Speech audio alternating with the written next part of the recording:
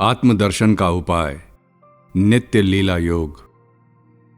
आज ज्येष्ठ कृष्ण पंचमी, सोमवार 25 जून 1883 ईस्वी। समय दिन के 5 बजे का होगा।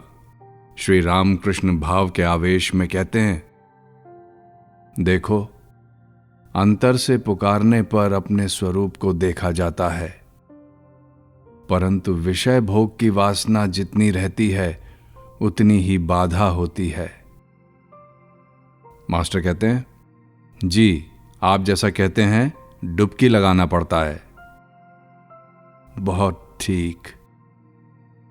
देखो, सभी को आत्मदर्शन हो सकता है। जी, परंतु ईश्वर करता है, वे अपनी इच्छा अनुसार भिन्न भिन्न प्रकार से लीला कर रहे हैं। किसी को चैतन्य दे रहे हैं, किसी को अज्ञानी बनाकर रखा है। नहीं, उनसे व्याकुल होकर प्रार्थना करनी पड़ती है। आंतरिक होने पर वे प्रार्थना अवश्य सुनेंगे। एक भक्त कहता है, जी हां, मैं है इसलिए प्रार्थना करनी होगी। लीला के सहारे नित्य में जाना होता है। जिस प्रकार सीढ़ी पकड़ पकड़ कर छत पर चढ़ना होता है, नित्य दर्शन के बाद नित्य से लीला में आकर रहना होता है, भक्ति भक्त लेकर। यही मेरा परिपक्व मत है। उनके अनेक रूप, अनेक लीलाएं हैं। ईश्वर लीला, देव लीला, नर लीला, जगत लीला। वे मानव बनकर, अवतार होकर युग युग में आते हैं प्रेम भक्ति सिखाने के लिए। देखो ना चैतन्य देव को, अवतार द्वारा ही उनके प्रेम तथा भक्ति का आस्वादन किया जा सकता है। उनकी अनंत लीलाएं हैं, परंतु मुझे आवश्यकता है प्रेम तथा भक्ति की। मुझे तो सिर्फ दूध चाहिए। गाय के स्तनों से ही दूध आता है। अवतार गाय के स्तन हैं। क्या श्री रामकृष्ण कह रहे हैं कि वे अवतीर्ण हुए हैं? उनका दर्शन करने से ही ईश्वर का दर्शन होता है। चैतन्य देव का उल्लेख कर क्या श्री रामकृष्ण अपनी ओर संकेत कर रहे हैं? दक्षिणेश्वर में J.S. मिल और श्री रामकृष्ण, मानव की सीमाबद्धता। श्री रामकृष्ण दक्षिणेश्वर मंदिर में शिव मंदिर की सीढ़ी पर बैठे हैं। जून 1883 ईस्वी। खूब गर्मी पड़ रही है। थोड़ी देर बाद संध्या होगी। बर्फ आदि लेकर मास्टर आए हैं और श्री रामकृष्ण को प्रणाम कर उनके चरणों के पास शिव मंदिर की सीढ़ी पर बैठे हैं। श्री रामकृष्ण मास्टर के प्रति कहते हैं, मणि मल्लिक की नातिन का स्वामी आया था। उसने किसी पुस्तक में पढ़ा है, ईश्वर वैसे ज्ञानी सर्वज्ञ नहीं जान पड़ते, नहीं तो इतना दुख क्यों? और ये जो जीव की मौत होती है, उन्हें एक बार में मार डालना ही अच्छा होता, धीरे धीरे अनेक कष्ट देकर मारना क्यों? जिसने पुस्तक लिखी है उसने कहा है कि यदि वो होता तो इससे बढ़िया सृष्टि कर सकता था। इस संबंधित पुस्तक का नाम है John Stuart mills autobiography. Master विस्मित होकर श्री रामकृष्ण की बातें सुन रहे हैं और चुप बैठे हैं। श्री रामकृष्ण फिर कह रहे हैं, उन्हें क्या समझाया जा सकता है जी। मैं भी कभी कभी उन्हें अच्छा मानता हूं और कभी बुरा। अपनी महामाया के भीतर हमें रखा है। कभी वह होश में लाते हैं तो कभी बेहोश कर देते हैं। एक बार अज्ञान दूर हो जाता है, दूसरी बार फिर आकर घेर लेता है। तालाब का जल काई से ढका हुआ है। पत्थर फेंकने पर कुछ कुछ जल दिखाई देता है। फिर थोड़ी देर बाद काई नाचते नाचते आकर उस जल को भी ढंक लेती है। जब तक देह बुद्धि है तभी तक सुख दुख, जन्म मृत्यु, रोग शोक हैं। ये सब देह के हैं, आत्मा के नहीं। देह की मृत्यु के बाद संभव है वे अच्छे स्थान पर ले जाएं, जिस प्रकार प्रसव वेदना के बाद संतान की प्राप्ति। आत्मज्ञान होने पर सुख दुख, जन्म मृत्यु स्वप्न जैसे लगते हैं। हम क्या समझेंगे? क्या एक सेर के लोटे में 10 सेर दूध आ सकता है? नमक का पुतला समुद्र नापने जाकर फिर खबर नहीं देता, गल कर उसी में मिल जाता है। संध्या हुई, मंदिरों में आरती हो रही है। श्री रामकृष्ण अपने कमरे में छोटे तख्त पर बैठकर जगत जननी का चिंतन कर रहे हैं। राखाल, लाटू, रामलाल, किशोरी गुप्त आदि भक्तगण उपस्थित हैं। मास्टर आज रात को ठहरेंगे। कमरे के उत्तर की ओर एक छोटे बरामदे में श्री रामकृष्ण एक भक्त के साथ एकांत में बातें कर रहे हैं। कह रहे हैं, भोर में तथा उत्तर रात्रि में ध्यान करना अच्छा है, और प्रतिदिन संध्या के बाद। किस प्रकार ध्यान करना चाहिए? साकार ध्यान, अरूप ध्यान, ये सब बता रहे हैं। थोड़ी देर बाद श्री रामकृष्ण पश्चिम के गोल बरामदे में बैठ गए। रात के 9 बजे का समय होगा। मास्टर पास बैठे हैं। राखाल आदि बीच बीच में कमरे के भीतर आ जा रहे हैं। श्री रामकृष्ण मास्टर के प्रति कहते हैं, देखो, यहां पर जो लोग आएंगे उन सभी का संदेह मिट जाएगा। क्या कहते हो? जी हां। उसी समय गंगा में काफी दूर पर माझी अपनी नाव खेता हुआ गाना गा रहा था। गीत की वह ध्वनि मधुर अनाहत ध्वनि की तरह अनंत आकाश के बीच में से होकर मानो गंगा के विशाल वक्ष को स्पर्श करती हुई श्री रामकृष्ण के कानों में प्रविष्ट हुई। श्री रामकृष्ण उसी समय भावाविष्ट हो गए। सारे शरीर के रोंगटे खड़े हो उठे। श्री रामकृष्ण मास्टर का हाथ पकड़कर कह रहे हैं, देखो देखो, मुझे रोमांच हो रहा है। मेरे शरीर पर हाथ रखकर देखो। प्रेम से आविष्ट उनके उस रोमांचपूर्ण शरीर को छूकर वे विस्मित हो गए। पुलक पूरत अंग। उपनिषद में कहा गया है कि वे विश्व में आकाश में ओतप्रोत होकर विद्यमान है। क्या वे ही शब्द के रूप में श्री रामकृष्ण को स्पर्श कर रहे हैं? क्या यही शब्द ब्रह्म है? एतस्मिन् नु खलु अक्षरे गार्गी आकाश ओतश्च प्रोतश्च। बृहदारण्यक उपनिषद 3:8-11।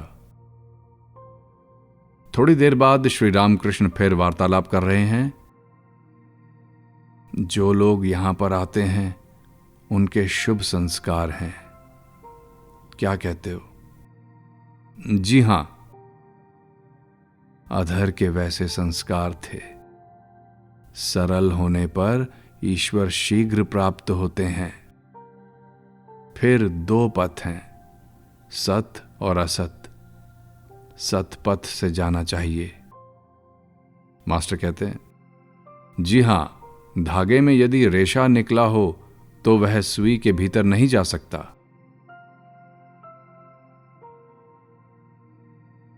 निवाले के कौर के साथ मुंह में केश चले जाने पर सबका सब थूक कर फेंक देना पड़ता है।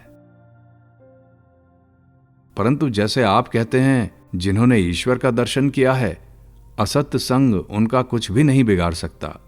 प्रखर अग्नि में केले का पेड़ तक जल जाता है। अधर के मकान पर। श्री रामकृष्ण कलकत्ते के बेनेटोला में अधर के मकान पर पधारे हैं। आषाढ़ शुक्ला दशमी 14 जुलाई 1883 शनिवार। अधर श्री रामकृष्ण को राजनारायण का चंडी संगीत सुनाएंगे। राखाल मास्टर आदि साथ हैं। मंदिर के बरामदे में गाना हो रहा है। राजनारायण गाने लगे। भावार्थ है, अभय पद में प्राणों को सौंप दिया है, फिर मुझे यम का क्या भय है। अपने सिर की शिखा में काली नाम का महामंत्र बांध लिया है। मैं इस संसार रूपी बाजार में अपने शरीर को बेचकर श्री दुर्गा नाम खरीद लाया हूं।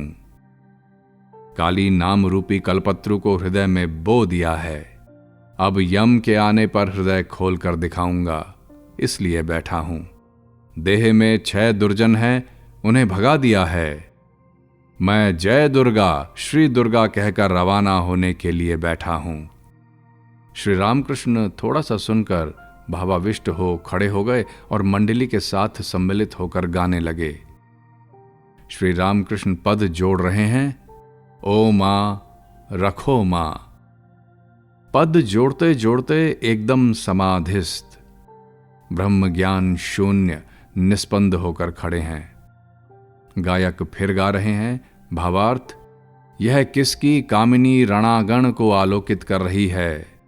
मानो इसकी देह कांति के सामने जलधर बादल हार मानता है और दंत पंक्ति मानो बिजली की चमक है। श्री रामकृष्ण फिर समाधिस्थ हुए। गाना समाप्त होने पर श्री रामकृष्ण अधर के बैठक घर में जाकर भक्तों के साथ बैठ गए। ईश्वरीय चर्चा हो रही है। इस प्रकार भी वार्तालाप हो रहा है कि कोई कोई भक्त मानो अंतःसार फल्गु नदी है, ऊपर भाव का कोई प्रकाश नहीं। कलकत्ते की राह पर आज शनिवार 21 जुलाई 1883 ईस्वी आषाढ़ कृष्ण प्रतिपदा है। दिन के 4 बजे हैं। श्री रामकृष्ण अधर के मकान पर जाएंगे, उसके बाद यदु मलिक के घर और फिर खेलाल घोष के यहां जाएंगे। श्री रामकृष्ण दक्षिणेश्वर से गाड़ी पर कलकत्ते की ओर जा रहे हैं। साथ में रामलाल और 2 एक भक्त हैं। फाटक से निकलते ही आपने देखा कि मणि हाथ में 4 फजली आम लिए हुए पैदल आ रहे हैं। मणि को देखकर गाड़ी को रोकने के लिए कहा। मणि ने गाड़ी पर सिर टेक कर प्रणाम किया। श्री रामकृष्ण मणि से कहते हुए, तुम भी आओ ना, हम अधर के यहां जा रहे हैं। मणि जैसी आपकी आज्ञा कहकर गाड़ी पर बैठ गए। मणि अंग्रेजी पढ़े लिखे हैं, इसी से संस्कार नहीं मानते थे, पर कुछ दिन हुए श्री रामकृष्ण के पास ये स्वीकार कर गए थे कि अधर के संस्कार थे, इसी से वे उनकी इतनी भक्ति करते हैं। घर लौटकर विचार करने पर मास्टर ने देखा कि संस्कार के बारे में अभी तक उनको पूर्ण विश्वास नहीं हुआ। यही कहने के लिए आज श्री रामकृष्ण से मिलने आए हैं। श्री रामकृष्ण बातें करने लगे। अच्छा, अधर को तुम कैसे समझते हो? उनमें बहुत अनुराग है। अधर भी तुम्हारी प्रशंसा करता है। मणि कुछ देर चुप रहे, फिर पूर्व जन्म के संस्कार की बात उठाई। मुझे पूर्व जन्म और संस्कार आदि पर उतना विश्वास नहीं है। क्या इससे मेरी भक्ति में कोई बाधा आएगी?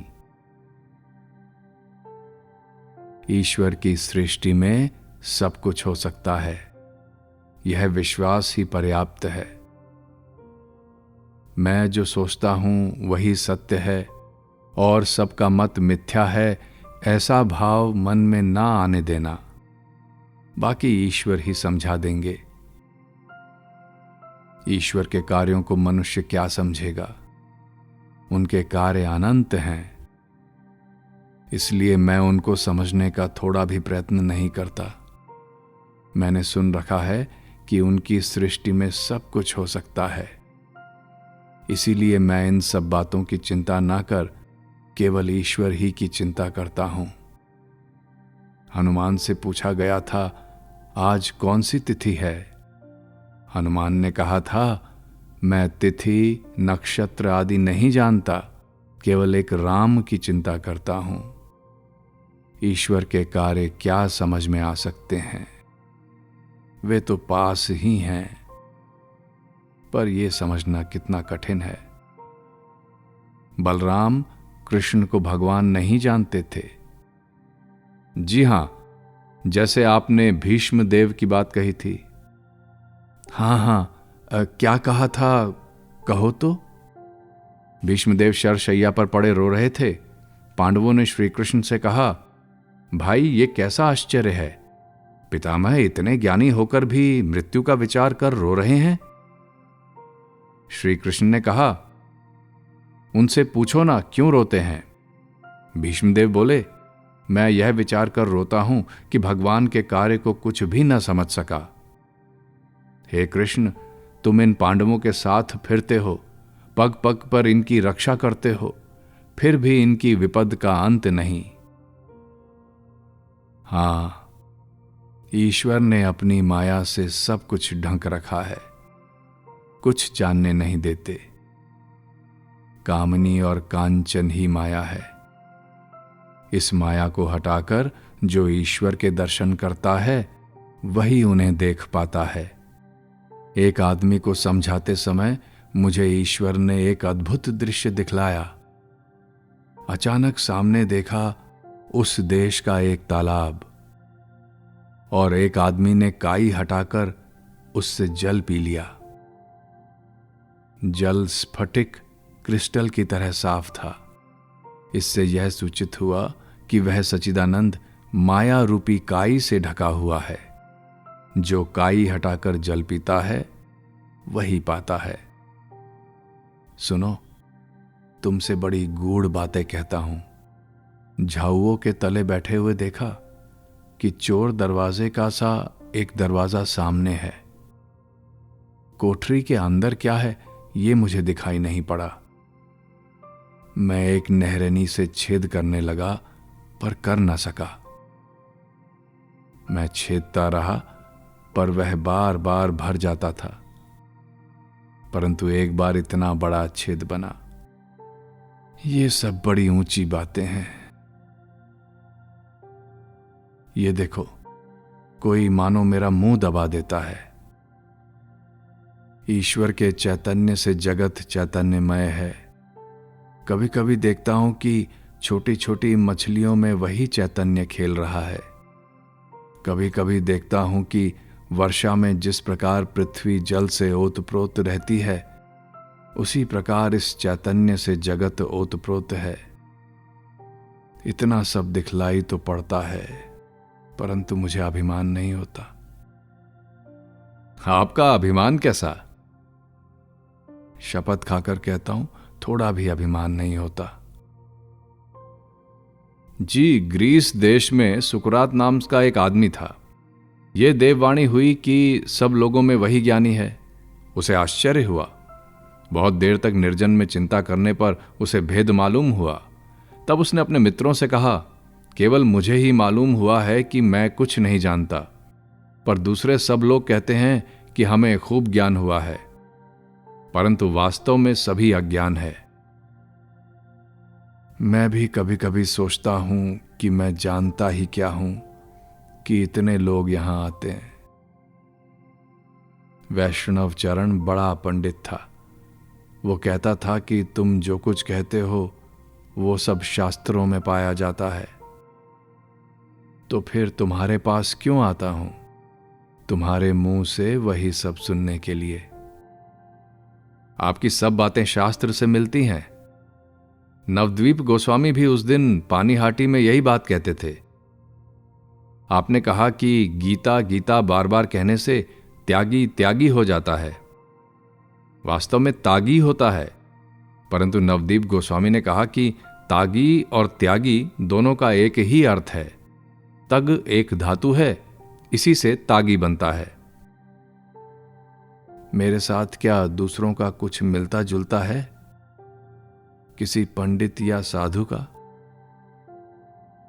आपको ईश्वर ने स्वयं अपने हाथों से बनाया है और दूसरों को मशीन में डालकर, जैसे नियम के अनुसार सृष्टि होती है। अरे क्या कहता है। श्री रामकृष्ण की हंसी रुकती ही नहीं।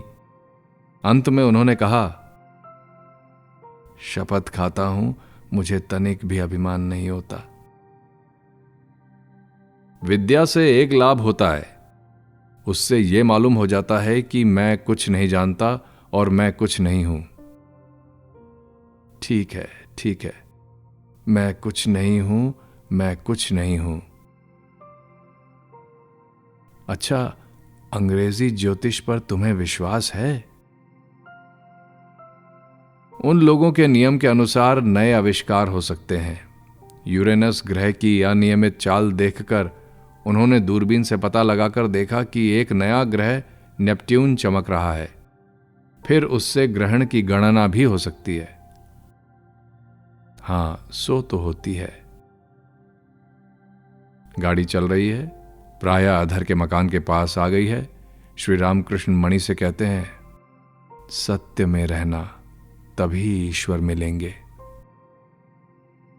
एक और बात आपने नवदीप गोस्वामी से कही थी, हे ईश्वर, मैं तुम्ही को चाहता हूं। देखना, अपनी भुवन मोहिनी माया के ऐश्वर्य से मुझे मुग्ध ना करना, मैं तुम्ही को चाहता हूं। हां, ये दिल से कहना होगा। अधर सेन के मकान पर कीर्तन आनंद में श्री रामकृष्ण अधर के मकान पर आए हैं। बैठक खाने में रामलाल, मास्टर, अधर तथा कुछ और भक्त आपके पास बैठे हुए हैं। मोहल्ले के 2-4 लोग श्री रामकृष्ण को देखने आए हैं। राखाल के पिता कलकत्ते में रहते हैं, राखाल वहीं है। श्री रामकृष्ण अधर के प्रति कहते हैं, क्यों, राखाल को खबर नहीं दी? जी, उन्हें खबर दी है। राखाल के लिए श्री रामकृष्ण को व्यग्र देखकर अधर ने राखाल को लिवा लाने के लिए एक आदमी के साथ अपनी गाड़ी भिजवा दी। अधर श्री रामकृष्ण के पास आ बैठे। आपके दर्शन के लिए अधर आज व्याकुल हो रहे थे। आज आपके यहां आने के बारे में पहले से कुछ निश्चित नहीं था, ईश्वर की इच्छा से ही आप पहुंचे हैं। अधर कहते हैं, बहुत दिन हुए आप नहीं आए थे। मैंने आज आपको पुकारा था, यहां तक कि आंखों से आंसू भी गिरे थे। क्या कहते हो? शाम हुई, बैठक खाने की बत्ती जलाई गई। श्री रामकृष्ण ने हाथ जोड़कर जगत जननी को प्रणाम कर मन ही मन शायद मूल मंत्र का जाप किया। अब मधुर स्वर से नाम उच्चारण कर रहे हैं, गोविंद गोविंद सच्चिदानंद, हरि बोल हरि बोल। आप इतना मधुर नाम उच्चारण कर रहे हैं कि मानो मधु बरस रहा है। भक्तगण निर्वाक होकर उस नाम सुधा का पान कर रहे हैं। रामलाल गाना गा रहे हैं, भावार्थ, हे मां हर मोहिनी, तूने संसार को भुलावे में डाल रखा है। मूलाधार महाकमल में तू वीणा वादन करती हुई चित्त विनोदन करती है। महामंत्र का अवलंबन कर तू शरीर रूपी यंत्र के सुषुम्ना आदि 3 तारों में 3 गुणों के अनुसार 3 ग्रामों में संचरण करती है। मूलाधार चक्र में तू भैरव राग के रूप में अवस्थित है। स्वाधिष्ठान चक्र के षड़दल कमल में तू श्री राग के रूप में अवस्थित है तथा मणिपुर चक्र में मल्हार राग है। तू वसंत राग के रूप में हृदयस्थ अनाहत चक्र में प्रकाशित होती है। तू विशुद्ध चक्र में हिंडोल तथा आज्ञा चक्र में कर्नाटक राग है। तान मान लय सुर के सहित तू मंद्र मध्य तार इन 3 सप्तकों का भेदन करती है। हे महामाया, तूने मोहपाश के द्वारा सबको अनायास बांध लिया है। तत्वाकाश में तू मानो स्थिर सौदामिनी की तरह विराजमान है। नंद कुमार कहता है कि तेरे तत्व का निश्चय नहीं किया जा सकता। 3 गुणों के द्वारा तूने जीव की दृष्टि को आच्छादित कर रखा है। इसी प्रकार रामलाल ने आगे गाया। रामलाल जिस समय गा रहे थे कि इसके ऊपर कंठस्थ विशुद्ध चक्र में धूम्रवर्ण षोडश दल कमल है। इस कमल के मध्य भाग में जो आकाश है वह यदि अवरुद्ध हो जाए तो सर्वत्र आकाश ही रह जाता है। उस समय श्री रामकृष्ण ने मास्टर से कहा, ये सुनो, इसी का नाम है निराकार सच्चिदानंद दर्शन। विशुद्ध चक्र का भेदन होने पर सर्वत्र आकाश ही रह जाता है। इस महामय जीव जगत के पार हो जाने पर तब कहीं नित्य स्वरूप में पहुंचा जा सकता है। नाद भेद होने पर ही समाधि लगती है। ओमकार साधना करते करते नाद भेद होता है और समाधि लगती है। अधर ने फल मिष्ठान आदि के द्वारा श्री रामकृष्ण की सेवा की। श्री रामकृष्ण ने कहा, आज यदु मलिक के यहां जाना पड़ेगा। यदु मलिक के मकान पर श्री रामकृष्ण यदु मलिक के मकान पर आए। कृष्णा प्रतिपदा है, चांदनी रात है। जिस कमरे में सिंहवाहिनी देवी की नित्य सेवा होती है, उस कमरे में श्री रामकृष्ण भक्तों के साथ उपस्थित हुए। सचंदन पुष्पों और मालाओं द्वारा पूजित और विभूषित होकर देवी ने अपूर्व शोभा धारण की है। सामने पुजारी बैठे हुए हैं। प्रतिमा के सम्मुख दीप जल रहा है। सहचरों में से एक को श्री रामकृष्ण ने रुपया चढ़ाकर प्रणाम करके कहा, क्योंकि देवता के दर्शन के लिए आने पर कुछ प्रणामी चढ़ानी चाहिए। श्री रामकृष्ण सिंहवाहिनी के सामने हाथ जोड़कर खड़े हैं। आपके पीछे भक्तगण हाथ जोड़े खड़े हैं। श्री रामकृष्ण बड़ी देर तक दर्शन कर रहे हैं। क्या आश्चर्य है! दर्शन करते हुए आप सहसा समाधि मग्न हो गए। पत्थर की मूर्ति की तरह निस्तब्ध खड़े हैं। नेत्र निष्पलक हैं। काफी समय के बाद आपने लंबी सांस छोड़ी, समाधि छूटी। नशे में मस्त हुए कह रहे हैं, मां चलता हूं, परंतु चल नहीं पाते, उसी प्रकार खड़े हैं। फिर रामलाल से कहा, तुम वह गाना गाओ, तभी मैं ठीक होऊंगा। रामलाल गाने लगे, हे मां हर मोहिनी, तूने संसार को भुलावे में डाल रखा है। गीत समाप्त हुआ। अब श्री रामकृष्ण भक्तों के साथ बैठक खाने की ओर आ रहे हैं। चलते हुए बीच बीच में कहते हैं, मां मेरे हृदय में रहो, मां। यदु मलिक अपने लोगों के साथ बैठक खाने में बैठे हैं। श्री रामकृष्ण भावावस्था में ही हैं। आकर गा रहे हैं। भावार्थ, हे मां तुम आनंदमयी होते हुए मुझे निरानंद मत करना।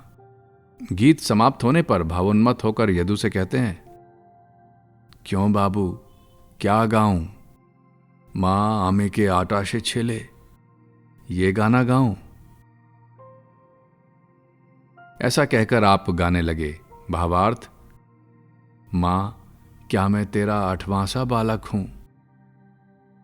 8 महीने में जन्म लेने वाला बच्चा दुर्बल और भीरू होता है। 8वां सा।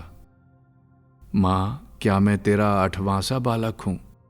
तेरे आंखें तरेरने से मैं नहीं डरता। शिव जिन्हें अपने हृदय कमल पर धारण करते हैं, वे तेरे आरक्त चरण मेरी संपदा हैं।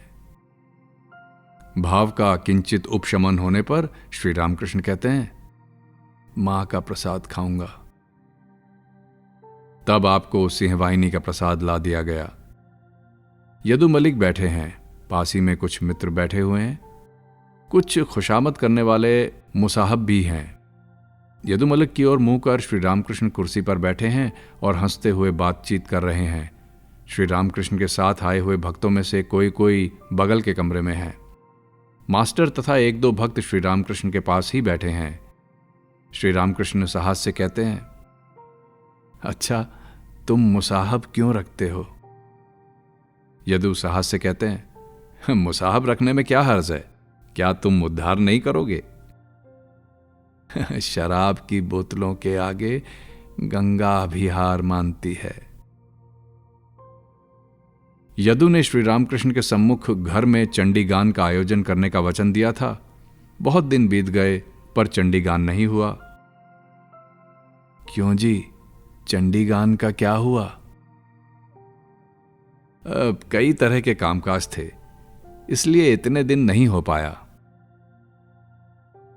ये क्या, मर्द आदमी की एक जबान चाहिए, पुरुष की बात हाथी का दांत। मर्द की जबान एक चाहिए। क्यों, ठीक है ना? सो तो ठीक है। तुम बड़े हिसाबी आदमी हो, बहुत हिसाब करके काम करते हो। ब्राह्मण की गाय खाए कम, गोबर ज्यादा करे और धर धर दूध दे। सब हंसते हैं। कुछ देर बाद श्री रामकृष्ण यदु से कहते हैं, समझ गया, तुम रामजीवनपुर के सिल के जैसे हो, आधी गरम आधी ठंडी। तुम्हारा मन ईश्वर की भी ओर है और संसार की भी ओर। श्री रामकृष्ण ने एक दो भक्तों के साथ यदु के मकान पर फल, मिष्ठान, खीर आदि प्रसाद ग्रहण किया। अब आप खेलाल घोष के यहां जाएंगे। खेलाल घोष के मकान पर। श्री रामकृष्ण खेलाल घोष के मकान में प्रवेश कर रहे हैं। रात के 10 बजे होंगे। मकान और बड़ा आंगन चंद्र के प्रकाश से आलोकित हो रहा है। भीतर प्रवेश करते हुए श्री रामकृष्ण भावाविष्ट हो गए। साथ में रामलाल, मास्टर तथा और भी 2-1 भक्त हैं। मकान बहुत बड़ा और पक्का है। श्री रामकृष्ण को उत्तर पूर्व ओर के एक कमरे में बैठाया गया। अब आप भी भावमग्न हैं। घर में जिन भक्त ने आपको बुलाया है उन्होंने आकर स्वागत किया। ये वैष्णव है, देह पर तिलक की छाप है और हाथ में जपमाला की गोमुखी। ये प्रौढ़ हैं, खेलाद घोष के संबंधी हैं। ये बीच बीच में दक्षिणेश्वर जाकर श्री रामकृष्ण के दर्शन कर आते हैं, परंतु किसी किसी वैष्णव का भाव अत्यंत संकीर्ण होता है। वे शाक्तों या ज्ञानियों की बड़ी निंदा किया करते हैं।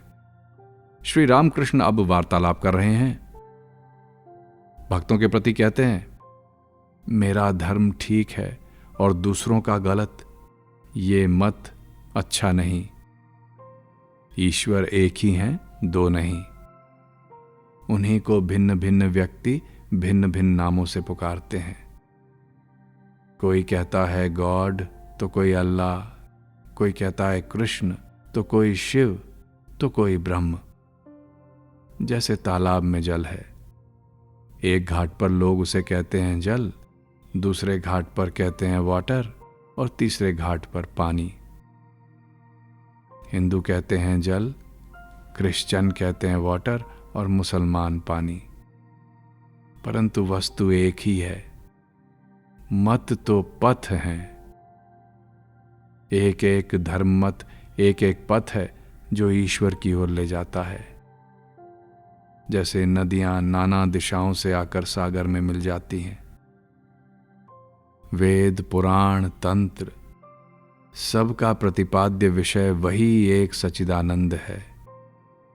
वेदों में सच्चिदानंद ब्रह्म, पुराणों में सच्चिदानंद कृष्ण, तंत्रों में सच्चिदानंद शिव कहा है। सच्चिदानंद ब्रह्म, सच्चिदानंद कृष्ण, सच्चिदानंद शिव एक ही हैं। सब चुप हैं।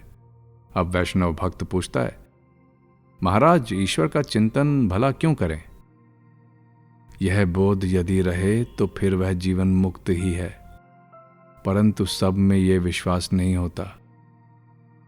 केवल मुंह से कहते हैं ईश्वर हैं, उन्हीं की इच्छा से सब कुछ हो रहा है। यह विषयासक्त लोग सुन भर लेते हैं, इस पर विश्वास नहीं रखते। विषयासक्त लोगों का ईश्वर कैसा होता है जानते हो? जैसे माँ काकी का झगड़ा सुनकर बच्चे भी झगड़ते हुए कहते हैं मेरे ईश्वर हैं। क्या सभी लोग ईश्वर की धारणा कर सकते हैं? उन्होंने भले आदमी भी बनाए हैं और बुरे आदमी भी, भक्त भी बनाए हैं और अभक्त भी, विश्वासी भी बनाए हैं और अविश्वासी भी। उनकी लीला में सर्वत्र विविधता है। उनकी शक्ति कहीं अधिक प्रकाशित है तो कहीं कम। सूर्य का तेज मिट्टी की अपेक्षा जल में अधिक प्रकाशित होता है, फिर जल की अपेक्षा दर्पण में अधिक प्रकाशित होता है। फिर भक्तों के बीच अलग अलग श्रेणियां हैं। उत्तम भक्त, मध्यम भक्त, अधम भक्त। गीता में ये सब बातें हैं। अधम भक्त कहता है ईश्वर बहुत दूर आकाश में है। मध्यम भक्त कहता है ईश्वर सर्वभूतों में चेतना के रूप में, प्राण के रूप में विद्यमान है। उत्तम भक्त कहता है ईश्वर स्वयं ही सब कुछ हुए हैं। जो भी कुछ दिख पड़ता है वह उन्हीं का एक एक रूप है। वे ही माया, जीव, जगत आदि बने हैं। उनके सिवा दूसरा कुछ भी नहीं है। वैष्णव भक्त पूछता है, क्या ऐसी अवस्था किसी को प्राप्त होती है? उनके दर्शन हुए बिना ऐसी अवस्था नहीं हो सकती, परंतु दर्शन हुए हैं या नहीं इसके लक्षण हैं। दर्शन होने पर मनुष्य कभी उन्मत्तवत हो जाता है, हंसता रोता नाचता गाता है, फिर कभी बालक के समान हो जाता है। 5 साल के बालक जैसी अवस्था, सरल उदार, अहंकार नहीं, किसी चीज पर आसक्ति नहीं, किसी गुण का वशीभूत नहीं, सदा आनंदमय अवस्था है। कभी वह पिशाचवत हो जाता है, शुचि अशुचि का भेद नहीं रहता, आचार अनाचार सब एक हो जाता है। फिर कभी वो जड़वत हो जाता है, मानो कुछ देखकर स्तब्ध हो गया है। इसी से किसी भी प्रकार का कर्म, किसी भी प्रकार की चेष्टा नहीं कर सकता।